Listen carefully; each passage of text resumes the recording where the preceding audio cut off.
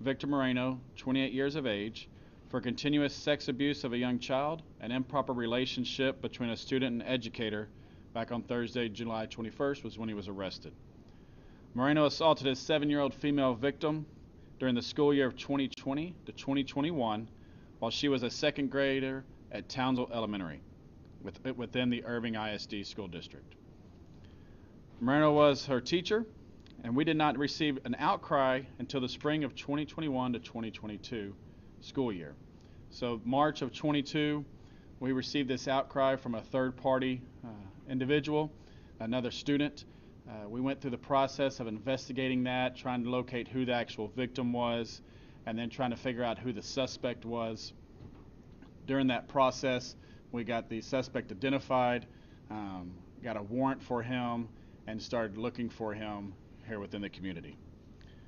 Moreno did resign from the Irving ISD at the end of the 2021 school year after failing to meet his certification requirements through the state. And during our investigation and trying to locate him, we found that he worked at Plano ISD this last school year, where he was ultimately fired because of a code of conduct violation with their school district. Moreno, when he was arrested, he was transferred to Dallas County Jail, where he was given a $10,000 bond for the continuous sex abuse of a young child, which is a felony 1 charge, and a $5,000 bond for improper relationship between student and educator, which is a felony 2 charge. Just want to reiterate that those bonds are set by the county, that is not set by the Irving Police Department. We believe there may be additional victims, so we are asking anybody that knows Moreno, whose children or family members or friends might have been taught by Moreno, to talk to them, have those difficult discussions. If you feel that an offense has occurred when you're talking to your child or your friend's child or whomever, to contact the Irving Police Department. If you reside in Irving, if you reside in Plano, you'll need to contact the Plano Police Department, as jurisdiction requires on where the reports are initially taken. At this time, I'll open it up to questions to see if anybody has any. Did he work at another district prior to the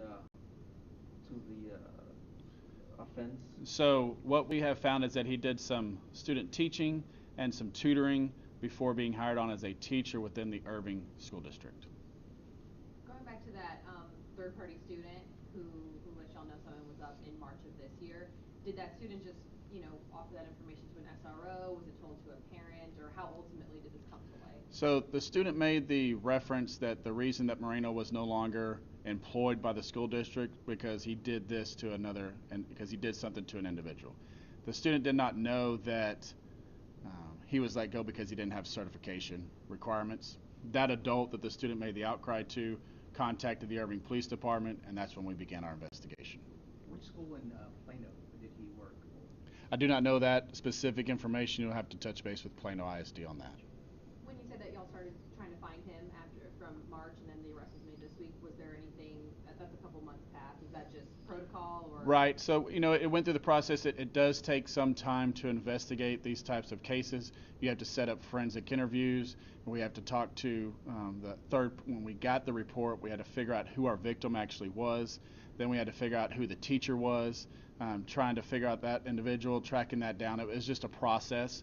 We did have the warrant for him, and then we're able to locate him. And then during that time period, that's kind of when school let out, and that's when we found out that he was working up at Plano ISD and that he had already been fired from Plano ISD. Was that hard with that kind of that ambiguous statement maybe from this third party to then figure out who the student and the teacher was? The investigators, they work diligently on these cases. How he connected all those dots, I don't know those specifics, but I know that they do work these cases. This is our Crimes Against Children unit that we're working on this case, and so they were happy to figure out who the suspect was and ultimately get him placed in custody. He did get arrested. He has since bonded out of Dallas County and is not currently in custody. Is there a concern? I mean, this covers 2 different school districts. Like, some time has passed. We're talking about 2020 to 2021 school year. Is there concern that this is just coming to light now? So we do believe that there could be more victims. So Those parents who may be familiar with Moreno and the Plano School District and the Irving School District, definitely have those conversations with your children. There's nothing that's leading us to make us believe that this was just an isolated incident. We believe that there could be possible other victims, and so we definitely want parents and loved ones to have those conversations with their children. I know you specified the bond amounts obviously are not set by you guys. Just another question about concern though that he's currently out in the community. So that is a concern, right? That these types of individuals that commit these crimes are concerning to all parties involved, whether it's your children your child that's the victim, or you have children, or you know someone who has children. Seeing someone like this get such a low bond from Dallas County and being able to bond out so easily is disappointing. Because when they be looked at like a high risk, I would say allegation possibly to come. So correct. I would say someone who's committing crimes against children is definitely someone who should have a higher bond. I went on the TAEA's do not hire registry, and he's still not on there. And I mean, this stuff, came to light in the spring, and then he was hired by another district. I mean, how does it affect y'all's job? So him not being on that registry doesn't affect, or not being able to allowed to teach doesn't affect our job, because we're going to still conduct our investigation the best way to be able to make a good case, to present that to the grand jury, to get warrants issued through judges. That is alarming to find out, and that would definitely be a question to follow up with them to see why he's not been taken off that list or added to that do not hire list. did he have any priors to this as far as being a teacher? So I believe his first full year to teach was this 2020 to 2021 school year. He had helped out with tutoring, and he had helped out with private tutoring, but his first school district to actually teach at for a full school year as a teacher was this year in Irving. And was that in Irving, that private tutoring and the? Correct. Okay, gotcha.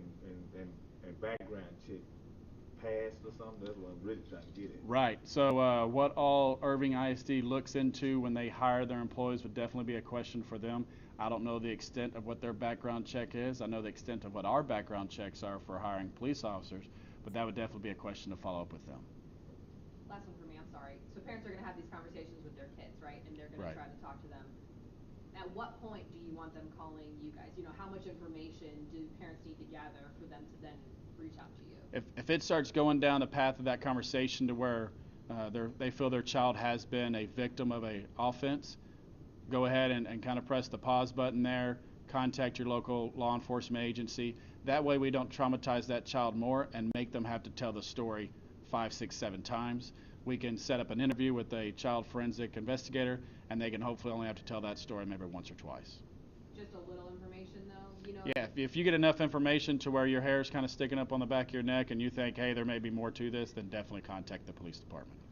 And let's clear it up. 10,000 is his bond. So he was given a $10,000 bond through Dallas County for the continuous sex abuse of a young child, and a $5,000 bond for a improper relationship between a student and teacher. So it's basically like $1,500 he can get out of it. At most bonds do require you to only put up 10%, which would be $1,500. Cold lick that. Okay. Thank you. Thank you. The name of the school's Townsley, you said? Townsville. No Y. Townsville. Okay. Townsville.